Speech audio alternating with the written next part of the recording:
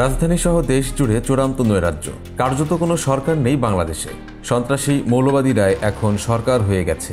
রাজধানীর ধানমন্ডির ৩২ নম্বর বঙ্গবন্ধুর বাড়ির পর একই এলাকার ৫ নম্বর সড়কে অবস্থিত আওয়ামী লীগ সভাপতি শেখ হাসিনার বাসভবন সুধা সদনেও আগুন দিয়েছে মৌলবাদীরা।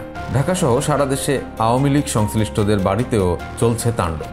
শেষ খবর অনুযায়ী খুলনা মহানগরের ময়লাপোতা এলাকায় অবস্থিত শেখ বাড়ি নামে পরিচিত একটি স্থাপনাও বুলডোজার দিয়ে গুড়িয়ে দেওয়া হয়। এটি শেখ হাসিনার চাচার বাড়ি।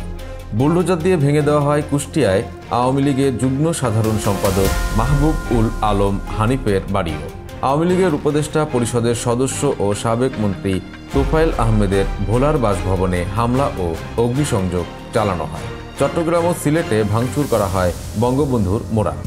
রংপুরের দুটি শিক্ষা প্রতিষ্ঠান রংপুর বিশ্ববিদ্যালয় ও কারমাইকেল কলেজে স্থাপিত শেখ মুজিবের মোড়াল ভাঙচুরের ঘটনা ঘটে।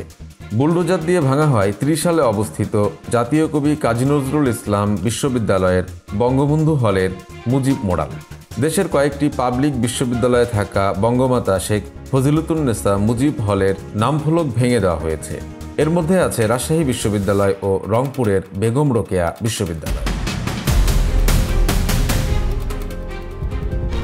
প্রিয় দর্শক, সমকালীন সব চমৎকার খবর ও বিশ্লেষণ দেখতে সাবস্ক্রাইব করুন আমাদের চ্যানেলটি।